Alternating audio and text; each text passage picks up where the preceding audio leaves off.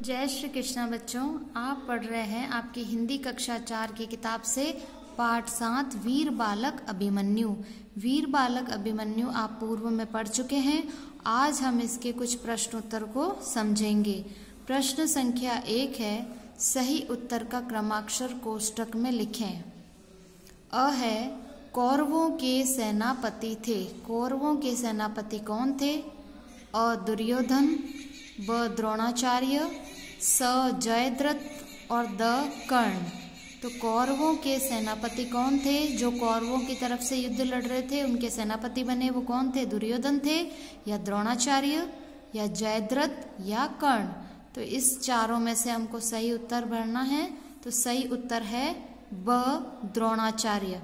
द्रोणाचार्य जो थे वो कौरवों के सेनापति थे। ब है, चक्रव्यूह में घुसने की विद्या अर्जुन के अलावा किसको आती थी? चक्रव्यूह में घुसने की विद्या, चक्रव्यूह में घुसने की कला अर्जुन के अलावा किसको आती थी? क्या भीम को या नकुल को, अभिमन्यु को या सहदेव को? इनमें से चक्रव्यूह में घुसने की विद्या किसको आती थी? उत्तर स अभिमन्यु। अभिमन्यु को चक्रव्यूह में घुसने की विद्या आती थी। एक तो अर्जुन को आती थी और फिर अर्जुन के पुत्र अभिमन्यु को भी चक्रव्यूह में घुसने की विद्या आती थी। अब है रिक्त स्थानों की पूर्ति करें। अब अपन को रिक्त स्थान करने हैं। प्रश्न संख्या 2। अब है राज्य, निरर्थक और चक्रव्यूह। ये 3 शब्द हमारे पास हैं, राज्य, निरर्थक और चक्रव्यूह। इनमें से हमें सही उत्तर रिक्त स्थान में यहाँ पे खाली जगह में भरना है। अ है, यदि मेरी विद्या इस समय काम न आई तो मेरा हो जाएगा। यहाँ पे है रिक्त स्थान, खाली जगह। यदि मेरी विद्या इस समय काम न आई तो मेरा जीवन हो जाएगा। क्या हो जाएगा? तो इसमें से तीनों में से हमें क्या भरेंगे? हमारा जीवन क्या हो जाएगा? निरर्थक, मतलब जिसका कोई अर्थ ही नहीं है, निरर्थक हो जाएगा। तो यदि मेरी विद्या इस समय काम न आई तो मेरा जीवन निरर्थक हो जाएगा। ये किसने कहा था? अभिमन्यु ने कहा। तो ये यहाँ आएगा निरर्थक।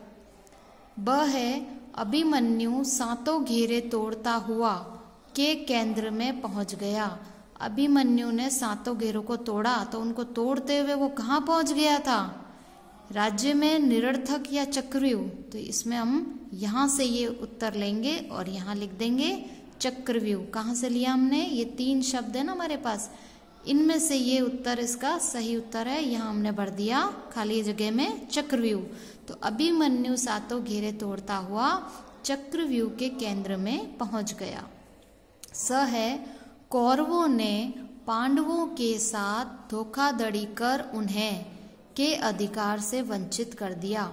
कौरवों ने पांडवों के साथ क्या करी थी? धोखाधड़ी करी थी, पांडवों को धोखा दिया और उन्हें के अधिकार से वंचित कर दिया। किसके अधिकार से वंचित कर दिया? तो इसमें से हम सही उत्तर ढूंढेंगे। तो यहाँ है ये राज्य। तो हम यहाँ रिक्त स्थान में क्या भरेंगे? राज्य। राज्य के अधिकार से वंचित कर दिया। प्रश्न संख्या 3, चक्रव्यूह में कितने घेरे थे? चक्रव्यूह में कितने घेरे थे? तो इसका उत्तर है चक्रव्यूह में 7 घेरे थे। प्रश्न संख्या 4, पांडव कितने भाई थे? पांडव कितने भाई थे? पांडव 5 भाई थे।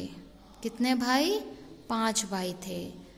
प्रश्न संख्या 5, पांचों पांडवों के नाम लिखिए। आपको 5 पांडव के नाम बताने हैं कि 5 भाई थे ना, तो इन 5 पांडवों के नाम। तो सबसे पहले बड़े भाई कौन थे? युधिष्ठिर। दूसरे भीम, तीसरा अर्जुन, चौथा नकुल, 5वां सहदेव। तो आपको इन भाइयों के नाम क्रम वाइज याद करने, क्रम से याद करने। सबसे बड़े युधिष्ठिर, फिर भीम, अर्जुन, नकुल और सहदेव। जो अभिमन्यु थे वो अभिमन्यु किसके बेटे थे? अभिमन्यु अर्जुन के बेटे थे। किसके? अर्जुन के। अब आपका प्रश्न संख्या 6 है, चक्रव्यूह में घुसने और निकलने की विद्या या कला कहो चाहे विद्या कहो एक ही बात है, कौन जानता था? चक्रव्यूह में घुसना किसको आता था और घुसने के बाद वापस चक्रव्यूह से निकलना ये कला कौन जानता था? तो इसका उत्तर है अर्जुन। अर्जुन जानते थे कि चक्रव्यूह में कैसे जाना है और चक्रव्यूह से वापस बाहर कैसे निकलना है। तो ये कला कौन जानता था? अर्जुन जानता था।